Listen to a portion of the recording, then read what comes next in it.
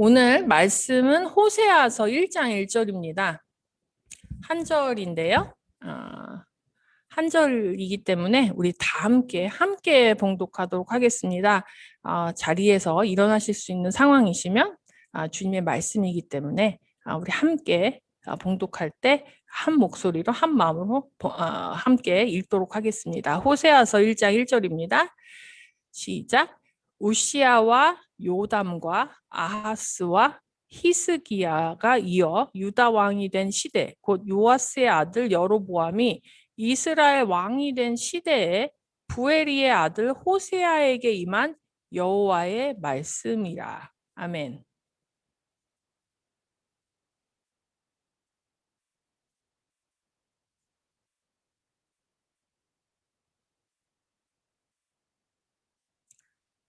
성도 여러분, 한 주간도 성령 충만하셨습니까?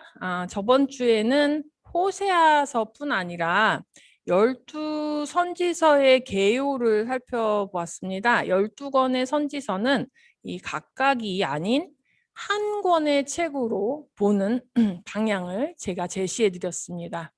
12권의 선지서는 죄송합니다.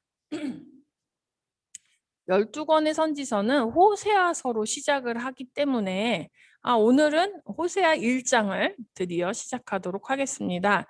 선지서 12권 중에 호세아서는 비교적 이 내용을 잘 알고 계시는 편이기 때문에 제가 조금 복잡한 말씀을 드려도 좀 더 잘 아실 수 있을 것이라고 생각이 듭니다.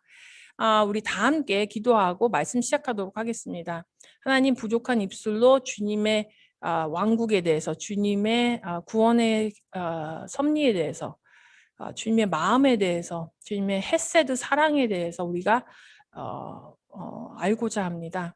아버지 하나님, 이것을 선포할 때 이 말씀을 받는 이들이 이해를 잘 할 수 있도록 성령님 그들의 이해를 도와주시고 그들의 마음을 준비시켜 주셔서 이 시대의 마지막 때에 선포되어지는 주님의 말씀을 아버지 순종함으로 받아들일 수 있도록 도와주시옵소서. 예수 그리스도 이름으로 기도합니다. 아멘. 호세아서의 저자는 호세아라고 알려져 있습니다. 이것이 이렇게 당연한 것 같지만 성경을 이렇게 보면은 당연히 호세아서 이렇게 되어 있으니까 호세아가 저자일 것 같은데 그렇지 않은 경우들이 있어요. 근데 이 호세아서의 저자는 호세아라고 우리가 일반적으로 믿고 있습니다. 호세아라는 이름은 히브리어인데요. 히브리어로 구원 또는 여호와의 도움이라는 뜻입니다. 호세아라는 이름은 구약 성경에 4번 정도 등장합니다. 호세아라는 이름은 원래는 여호수아라는 이름에서 비롯된 이름입니다. 눈의 아들 호세아, 민수기 13장 8절에서 눈의 아들 호세아라고 하면 여호수아를 말하는 것이죠. 여호수아를 말합니다. 여호수아는 도움이신 여호와, 여호수아, 여호와, 도움이신 우리의 도움이 되시는 여호와 그런 뜻입니다. 이 이름이 이제 호세아 이렇게 그러니까 호세아와 여호수아를 이렇게 상통해서 쓰는 이름이었어요. 이게 왜 그러냐면은 히브리어는요 모음이 없습니다. 자음만 이렇게 표기를 하거든요. 그래서 이 자음이 여호수아나 호세아나 자음이 똑같은 거예요. 그래서 이게 호세아라는 이름이 되면은 구원이라는 의미를 가지게 됩니다. 이 히브리 이름 여호수아가 신약 성경에서 헬라어화된 이름, 이것이 우리를 구원해 주신 예수님의 이름 예수입니다. 이렇게 예수님과 같은 이름을 가진 여호수아와 호세아는 예수님을 예표하는 인물들입니다. 예수님이 십자가에서 구원자로서 속량자로서 대속자로서의 역할을 예표하는 인물들이 바로 여호수아와 호세아였던 것입니다.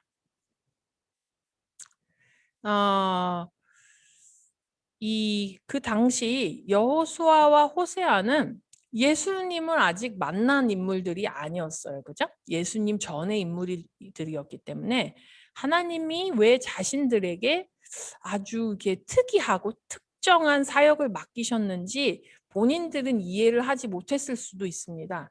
근데 나중에 예수님이 구원자로서 오신 이후에 여호수아와 호세아의 사역을 이렇게 보니까 예수님이 구원자로서 하신 여러 가지 역할들이 있는데 이 역할들을 아주 상징적으로 먼저 메시지를 전한 거예요. 그러니까 이 두 사람 외에도 북이스라엘의 마지막 왕이 호세아였고 이스라엘 백성들이 포로 생활에서 돌아와서 성전을 재건축할 때 이 백성들의 리더가 되는 제사장 이름이 호세아였습니다. 그러니까 결론적으로 우리가 호세아 선지자의 행동을 보고 그 사람의 어떤 사역을 잘 들여다보면 예수님이 우리에게 해주신 구원의 어떤 특정한 의미들을 좀 더 깊이 느낄 수가 있게 될 것 같습니다. 호세아가 활동하던 시기는 그림 하나 보여드리겠습니다. 조금 복잡해요. 그래서 좀 크게 보여드릴게요. 호세아가 활동하던 때는 북이스라엘과 남유다가 분리된 지 200여 년쯤 지난 시기였습니다. 호세아 선지자의 활동 기간은 약 30년 동안이라고 추정되고 이스라엘의 왕 여로보암 2세의 마지막 치리하던 시대부터 시작해서 남유다의 히스기야 왕 때까지 이어졌습니다. 호세아 1장 1절을 보면 왕의 이름이 5명이 언급돼 있죠. 자, 그림을 보시면 왼쪽은 남유다 왕들이고 오른쪽은 북이스라엘 왕입니다. 그래서 이렇게 보면은 오른쪽에 있는 북이스라엘 왕 빨간색으로 쳐져 있는 여로보암 2세부터 시작해서 이제 남유다 우시야 왕으로 건너뛰는 거예요. 그래서 호세아는 분명히 북이스라엘 사람으로서 북이스라엘에 보내심을 받은 북이스라엘 선지자였는데 북이스라엘 왕의 이름은 여로보암 2세만 나오고 나머지는 이제 여로보암이 끝나면 남유다, 우시야, 요담, 아하스, 히스기야 왕으로 건너오는 것. 전부 남유다의 왕 이름이라는 것을 알 수가 있습니다. 이것은 호세아가 북이스라엘 여로보암 때부터 선지자로 사역을 시작했지만 그의 활동 후반으로 가면서 북이스라엘이 멸망하게 되잖아요. 그래서 남유다로 피신해서 도피를 했기 때문에 이렇게 남유다의 4명의 왕을 이야기한 것이 아닐까 이렇게 추정을 하고 있습니다. 호세아는 북이스라엘에서 주로 활동했지만 북이스라엘의 멸망 때문에 호세아에게 임한 하나님의 말씀은 남유다에서 기록했을 것이기 때문에 이것이 남유다 왕들이 이렇게 거론된 것이 아닌가 이런 생각도 해봅니다. 북이스라엘의 여로보암 왕이라고 이렇게 여기에다 써 있는데 이 여로보암이 2명이 있어요. 처음에 북이스라엘을 남유다로부터 쿠데타를 일으켜서 분리시킨 사람이 여로보암 1세입니다. 그리고 이 호세아서 1장 1절에 말하는 이 여로보암은 여로보암 2세를 말하는 것입니다. 북이스라엘은 국내적으로는 아주 끊임없이 이제 쿠데타가 계속 일어나서 정권이 바뀌었는데 이게 신기하게도 여로보암 2세가 치리하던 기간은 이게 41년 정도의 아주 긴 시간이었습니다. 북이스라엘은 대부분 아수르와 아람 다마스쿠스. 예, 제가 이거 영어로 이제 표현을 하기 때문에 아람 다마스쿠스 하는데 이게 사실은 다메섹군 뭐 이렇게 한국말로는 표현이 되어 있습니다. 북이스라엘은 이 대부분 아수르와 다메섹 같은 강대국에 이제 계속 시달려 왔었어요. 근데 이게 신기하게 여로보암 2세의 치리 기간 동안에는 아수르와 아람이 내전이 심해진 거예요. 그래서 주변 국가들을 신경을 쓸 수가 없게 되었습니다. 그래서 어부지리로 여로보암 2세 때는 국경을 넓히게 되고 안정적인 정치로 부유해지는 태평성대를 누리게 됐습니다. 이제 북이스라엘의 여로보암 2세의 치리 말기와 남유다의 우시아 왕의 치리 기간이 좀 겹칩니다. 이제 그림 보세요. 북이스라엘 오른쪽에 빨간색이 여로보암 2세죠. 근데 그게 왼쪽에 남유다 파란색의 우시아 왕의 치리 기간이 겹칩니다. 근데 이 시기가요. 북에는 여로보암 2세가 있고 남유다에는 우시아가 있는 요 시기가 사마리아, 그러니까 북이스라엘이 아수르한테 멸망하기 30년 전입니다. 그러니까 멸망을 앞둔 30년 전에 여로보암 2세와 우시아의 시대는 이 북과 남이, 북이스라엘과 남유다가 모두 태평성대의 때였습니다. 이렇게 나라가 잘 살고 국경을 넓히고 이 여로보암 2세는 41년 이렇게 치리했잖아요. 우시아 왕은 50년이 넘게 52년을 나라를 다스렸습니다. 그러니까 이 전후후무하게 정치가 안정되고 한 이 시기에 종교적으로는 가장 타락한 시대를 살고 있었습니다. 여로보암 2세는 어느 이스라엘 왕보다도 오래 통치했고 북왕국 역사상 가장 번영을 누렸습니다. 이 시기가 얼마나 번영을 누렸으면 이 시기를 뭐라고 하냐면 황금 시대다. 이 시기를 황금 시대라고 부를 정도로 이게 영토 확장은 물론 외교, 군사, 경제 모든 면에서 탁월한 그런 왕조였던 거예요. 자, 우리가 이 사실을 열왕기하 14장에서 한번 말씀을 찾아보도록 하겠습니다. 열왕기하 14장 23절에서 27절 말씀 읽어보겠습니다. 23절입니다. 유다의 왕 요아스의 아들 아마샤 제 15년에 이스라엘 왕 요아스의 아들 여로보암이 사마리아에서 왕이 되어 41년간 다스렸으며 여호와 보시기에 악을 행하여 이스라엘에게 범죄하게 한 느밧의 아들 여로보암의 모든 죄에서 떠나지 아니하였더라. 이스라엘의 하나님 여호와께서 그의 종 가드 헤벨의 아미떼의 아들 선지자 요나를 통하여 하신 말씀과 같이 여로보암이 이스라엘 영토를 회복하되 하맛 어귀에서부터 아라바 바다까지 하였으니 이는 여호와께서 이스라엘의 고난이 심하여 매인자도 없고 노인자도 없고 이스라엘을 도울 자도 없음을 보셨고 여호와께서 또 이스라엘의 이름을 천하에서 없이 하겠다고도 아니하셨으므로 요아스의 아들 여로보암의 손으로 구원하심이더라. 아멘. 말씀을 보면 하나님이 여로보암 2세가 하나님의 땅을 회복하도록 축복해 주신 것을 알 수가 있습니다. 근데 여로보암 1세가요 저지른 우상 숭배의 죄에서 이게 떠나지 않았다 이렇게 기록을 하고 있습니다. 자, 우리가 열왕기하 17장 한번 또 찾아보겠습니다. 열왕기하 17장 22절과 23절 읽도록 하겠습니다. 이스라엘 자손이 여로보암이 행한 모든 죄를 따라 행하여 거기서 떠나지 아니하므로 여호와께서 그의 종 모든 선지자를 통하여 하신 말씀대로 드디어 이스라엘을 그 앞에서 내쫓으신지라. 이스라엘이 고향에서 아수르에 사로잡혀 가서 오늘까지 이르렀더라. 아멘. 여로보암 2세의 이야기는 굉장히 유능한 왕이었고 태평성대 시대를 치리한 대단한 현왕이었는데 매우 부정적인 평가로 끝이 나죠. 여로보암 2세는 여로보암 1세의 모든 죄를 그대로 물려받은 왕이라고 평가를 받습니다.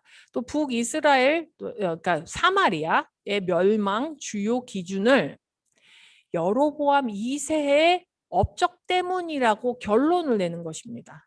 그러니까 너희가 망하는 이유는 여로보암 2세의 죄 때문이다. 이렇게 결론을 내는 거예요. 세상적으로 엄청나게 부유하고 부강하고 그런 나라를 이끈 왕이었는데 여로보암이 행한 모든 죄, 이거 무엇을 뜻할까요? 북이스라엘이 통일 국가에서 독립하면서 정통성을 인정받기 위해서 한 일이 무엇이냐면 산당을 세웠습니다. 산당은 high place, 영어로는 high place. 높은 곳에 하는 거예요. 하나님의 제단은 낮은 곳에 쌓는데 산당은 높은 곳에 올라서 나무 숲에 이렇게 이 아웃도어, 그러니까 이렇게 야외에 다 그냥 이게 펼쳐져 있는 데서 있는 것이 산당입니다. 산당 그림을 좀 보여드릴까요? 산당 어떻게 생겼는지. 자, 조금 제단과 좀 틀립니다. 보셨죠? 요게 산당 자리라고요. 이게 이 북이스라엘이 이게 독립하면서 자기네들 정통성이 없는 거예요. 그래서 인정을 받아야 되니까 이게 남유다에는 예루살렘이라는 중앙 예배처가 있었습니다. 이것은 신명기에 하나님이 명하신 정해진 예배 장소였어요. 그러니까 정통성이 있죠. 하나님이 명령하신 정해진 예배처. 근데 북이스라엘이 쿠데타에 성공을 했지만 그들은 절실하게 영적 정통성을 입증해야만 하는 처지였습니다. 그래서 남유다 예루살렘 성전에 버금갈 만한 예배처를 세 군데에 세웠는데 베델, 길갈, 브엘세바에 예배 장소를 세워서 북이스라엘의 왕조의 정통성을 입증하려고 했습니다. 이게 이제 북이스라엘을 망하는 후반기에는 이 산당이 세 곳에 이렇게 제한된 것이 아니고 막 여기저기 산발적으로 이제 만들어지게 됐어요. 근데 처음에는 베델, 길갈, 브엘세바의 예배 장소를 세웠습니다.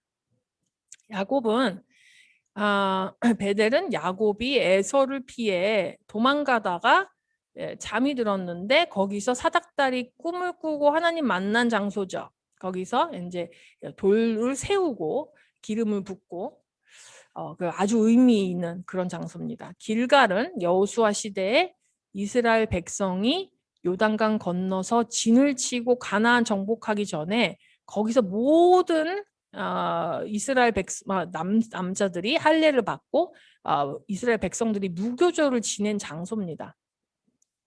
부엘세바는 하나님이 아브라함에게 이렇게 나타나시고 또 그 하나님이 이삭과 야곱에 나타나신 이런 장소예요. 거기서 그들에게 민족을 이루는 후손을 약속하신 장소입니다. 그러니까 베델, 길갈, 부엘세바는 매우 의미가 있는 장소기는 했어요. 하나님이 그런데 신명기 12장에 정해진 예배 장소가 아니었습니다. 여로보암 1세가 그냥 여기다가 예배 장소를 정했다면 또 어땠을지 모르겠어요. 근데 다만 여기서 여호와께 예배를 보지만 또 동시에 여기서 바알 숭배와 아세라 목상을 세운 우상 숭배가 동시에 이루어진 겁니다. 바알과 아세라 많이 이제 들으셨는데 이게 실체가 어떤지는 설명이 잘 안 돼 있는 것 같습니다. 오늘 조금 듣기에 불편하신 부분이 있을 수도 있어요. 바알과 아세라를 설명하기 때문에 그 점 양해해 주시기 바랍니다. 바알과 아세라, 구약 성경에 매우 자주 등장하는 우상의 대표적인 그런 인물들이죠. 바알과 아세라. 북이스라엘과 남유다는 바알과 아세라 우상 숭배 때문에 멸망했다고 봐도 과언이 아닙니다. 이스라엘 백성들이 들어갔던 가나안의 주요 산업은 이스라엘은 원래 목축업을 하던 민족이었는데 가나안 땅에 들어가서 농경업으로 주요 산업이 바뀌었어요.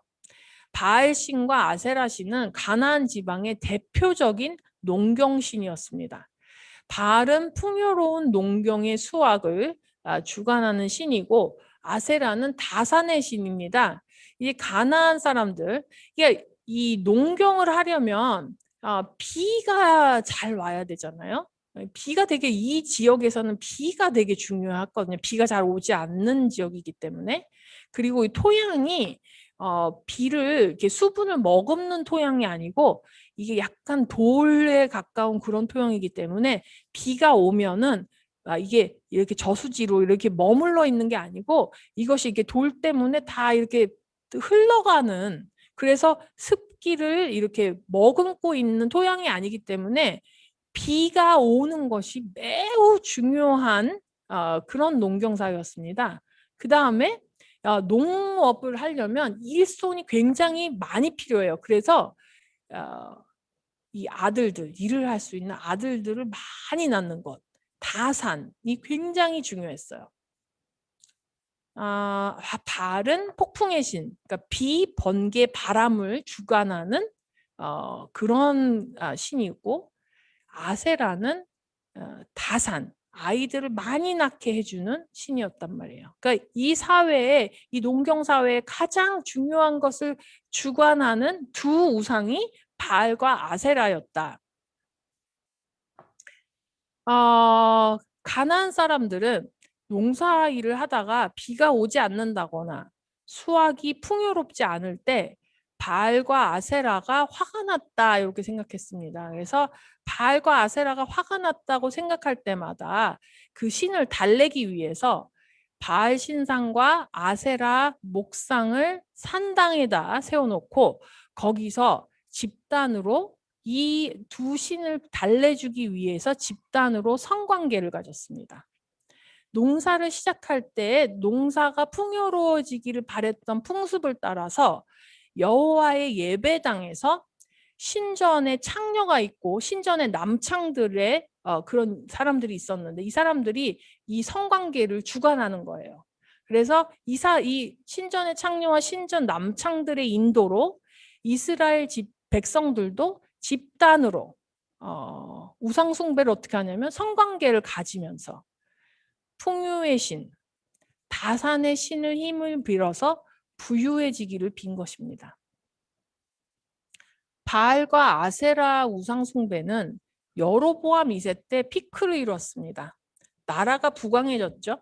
영적으로는요. 하나님이 혐오하시는 바알과 아세라 우상 숭배가 하나님을 예배하는 예배처에서 이루어지고 있었습니다. 여로보암 2세가 북이스라엘을 다스리던 시대에 남유다에는 우시아라는 왕이 있었죠. 호세아 1장 1절에 등장하는 4명의 남유다 왕들 중에서 첫 번째 왕입니다. 이 우시아 왕은요. 무려 52년이나 남유다를 다스렸습니다. 제가 이제 이사야 6장 설교를 해드릴 때 우시아 왕에 대해서 조금 설명을 해드렸어요. 우시아 왕은 남유다를 경제적으로 아주 풍요롭게 하고 정치적으로 안정을 주고 군사적으로 막강한 군대를 만든 강력한 왕권을 세운 그런 유능한 왕이었습니다. 이렇게 훌륭한 우시아가 영적으로 큰 잘못을 저지르게 되는데 이방신을 섬기는 산당을 파기하지 않았어요. 유지하고 이방 종교를 부수지 않는 영적으로 안일한 정책을 사용했습니다. 또 경제적, 정치적, 군사적, 외교적으로 강력한 왕권을 세우니까 교만해진 거예요. 그래서 우시아 왕은 제단에서 하나님께 제사장이 안 오니까 자기가 그냥 직접 제사장처럼 제사를 드려버렸어요. 그러니까 하나님이 진노로 이 영적인 병이죠. 문둥병에 걸렸어요. 문둥병에 걸려서 그 인생을 마감하게 됩니다. 이 세상 것으로 교만해진 우시아 왕이 하나님이 정해주신 법대로 하나님께 순종해서 제사를 드리는 것이 아니고 하나님 법 완전 무시하고 자기 방식대로 하나님께 나아간 것이죠. 남유다의 강력한 왕 우시아를 이어서 요담이 16년, 아하스가 16년을 다스렸습니다. 자, 이제 먼저 요담에 대해서 한번 찾아보겠습니다. 요담 왕은 어떤 왕이었는가? 잘 모르는 왕이죠? 요담 왕은 열왕기하 15장에 나옵니다. 열왕기하 15장 34절, 35절을 읽어보도록 하겠습니다. 요담이 그의 아버지 우시아의 모든 행위대로 여호와께서 보시기에 정직히 행하였으나 오직 산당을 제거하지 아니하였으므로 백성이 여전히 그 산당에서 제사를 드리며 분향하였더라.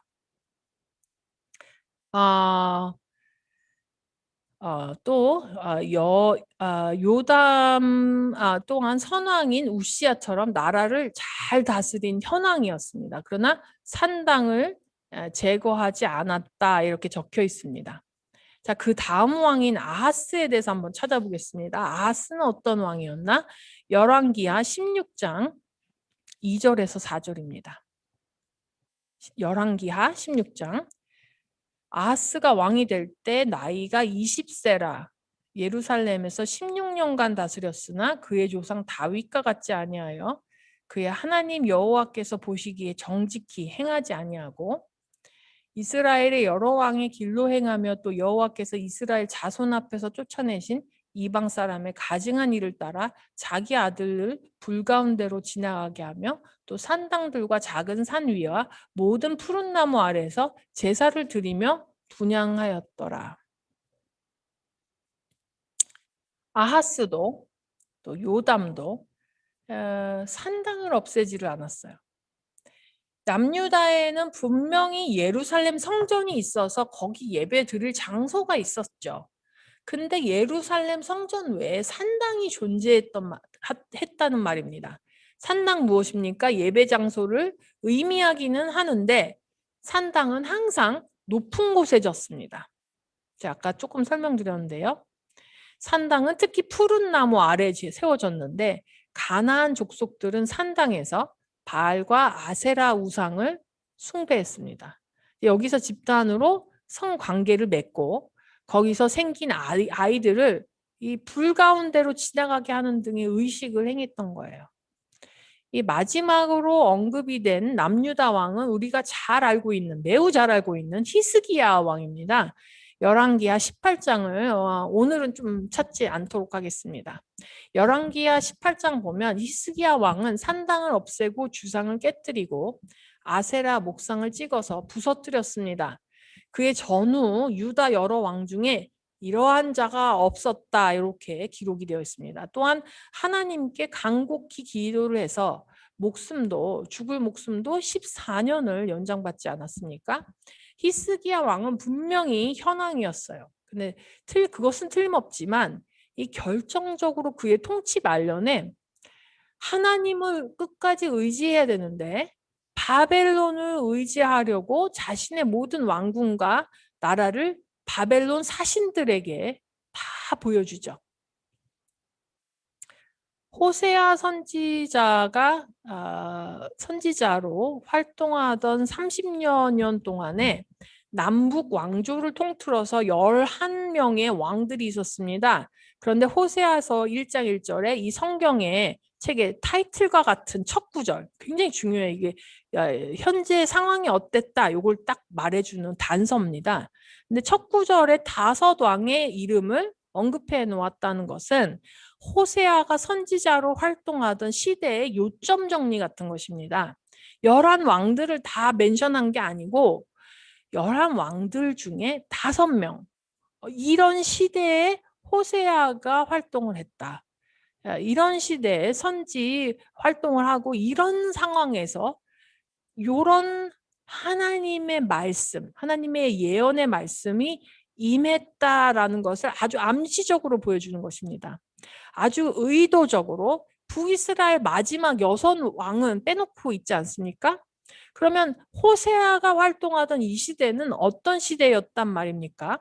하나님의 예언이 호세아에게 임한 때는 나라는 부강하고 현명한 왕들이 강력한 왕국을 세우던 때였습니다. 정치, 경제, 외교, 군사 그리고 영토 확장까지 아주 성공적이고 그 어떤 하나도 문제없이 호황을 누리던 시대였습니다. 그런데 이런 풍족함과 부유함 가운데 뭐만 빠졌냐면 하나님만 쏙 빠진 그런 시대였습니다. 죄는 만연했지만 바알과 아세라가 부와 풍요를 주기 때문에 아무것도 영적으로 거리낌 없고 부족함 없는 시대였다는 것이죠. 하나님 없이도 잘 살 수 있는 그런 때, 하나님을 굳이 힘들게 섬기지 않아도 좋은 게 좋은 그런 때였습니다. 하나님 섬기려면 희생이 너무 많이 필요하고 제사의식이 너무 복잡한 거예요. 굳이 이렇게 해야 되나? 하나님을 섬기려면 내가 너무 희생하고 불편한 게 너무 많아요. 그죠? 이렇게 하나님을 굳이 찾지 않아도 잘 살 수 있는 그런 때에 하나님이 호세아 선지자를 보내서 음란한 여인과 결혼해서 음란한 자식을 낳아라 이런 말씀을 주신 것입니다. 하나님이 하고 싶으신 것은 무엇인가요? 여기서 왜 가족 관계가 나오냐 말이죠. 선지자는 이 백성들에게 가서 말씀을 선포해야 되는데 호세아 선지자에게 임한 하나님의 말씀은 가서 어떤 가족을 이루라는데 이게 좀 이 의미가 잘 모르겠는 거예요. 이스라엘의 역사 가운데서 가장 등장하는 것이 우상 숭배 이방 신들입니다. 이 근동에는요 이방 신들이 아주 많았어요. 각 지역마다 사람들의 필요에 따라서 이방 신들이 정말 다양하게 많았습니다. 근데 그거 아십니까? 이방 신들이요 수없이 많은데요. 그 어떤 신도 신이 인간과 성스러운 결혼 관계로 아니면 부모 자식 간의 혈연 관계로 언약을 맺는 신은 이 세상에 존재하지 않습니다. 바알과 아세라 신만 해도 인간과 하고자 하는 게 뭐였어요? 문란한 성관계 그리고 그 대가로 풍요함을 주는 계약관계 아니었습니까? 어떤 신도 단 한 존재, 바로 인간을 사랑해서 그 인간과만 연합을 해서 일부 일처의 혼인관계를 맺어서 사랑해 주겠다 하는 신은 이 세상에 존재하지 않는다는 것이죠. 인간이 더럽고 악한 죄인일지라도 나는 신이 인간과 1대1로 익스클루시브하게 일부 일처로 그렇게 관계를 맺겠다. 이것이 여호와 하나님이셨다는 것이죠. 그리스 로마 신화들을 봐도요. 신의 세계가 있고요. 인간 세계가 있는데 철저히 분리가 되어 있고 인간은 신의 욕망과 필요를 따라서 존재하는 종의 존재였습니다. 자, 우리가 에베소서 5장 29절에서 32절을 읽도록 하겠습니다. 에베소서 5장 29절 32절입니다. 시작. 누구든지 언제나 자기 육체를 미워하지 않고 오직 양육하여 보호하기를 그리스도께서 교회에게 함과 같이 하나니 우리는 그 몸의 지체임이라. 그러므로 사람이 부모를 떠나 그의 아내와 합하여 그 둘이 한 육체가 될지니 이 비밀이 크도다. 나는 그리스도와 교회에 대하여 말하노라. 아멘.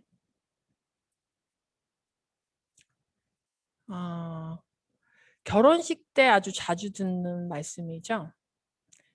여자는 그러니까 아내는 남편에게 그리스도께 하듯 복종하고 남편은 아내를 그리스도가 교회를 위하여 자신의 몸을 주기까지 사랑하라고 하신 것. 한 남자와 한 여자가 서로 한 사람만 사랑하고 섬기기를 약속하는 것처럼 신과 인간이 서로 한 사람만 사랑하고 섬기기를 언약으로 맺는 것이 바로 성경의 가장 큰 주제입니다. 이것을 호세아 선지서에서 호세아의 가정을 통해서 보여주시겠다고 하시는 겁니다. 이게 언제 이 말씀을 주셨습니까? 사람들이 하나님 없이도 다 잘 먹고 잘 사는 그 태평성대 때에 이 말씀을 주셨습니다. 하나님이 필요 없다고 모두들 생각하는 그 시점에 하나님은 우리와 결혼하셔서 우리만 사랑하시겠다고 말씀을 주시는 것입니다. 오늘 말씀 좀 어려우셨을 수도 있을 것 같습니다. 많은 인포메이션이 있었죠. 호세아가 어떤 시대에 선지자 역할을 했는지 확실히 알아야 앞으로 말씀을 듣는데 이제 이해가 되실 거예요. 그래서 좀 자세히 말씀드렸습니다. 열왕기하 15장에서 17장까지 이 돌아오는 주에 한번 쭉 읽어보시면 도움이 많이 되실 것 같아요. 오늘 말씀 우리 다 함께 기도함으로 마치도록 하겠습니다. 하나님 아버지, 우리를 지극히 사랑하셔서 주님, 우리와 한 남자와 한 여자의 결혼 관계로 우리를 사랑하기를 원하시는 그 하나님의 사랑하심, 우리와 연합하기를 원하시는 예수 그리스도의 사랑과 희생에 감사드립니다. 주님의 은혜가 너무 크고 주님 너무 감사드립니다. 아버지 하나님,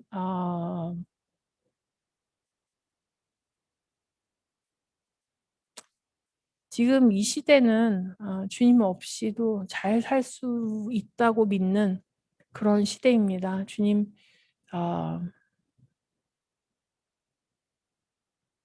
우리 안에 있는 바알과 아세라 목상을 철저히 부서뜨리고 산당을 완전히 헐어버릴 수 있도록 우리의 교만함을 헐어주시옵소서.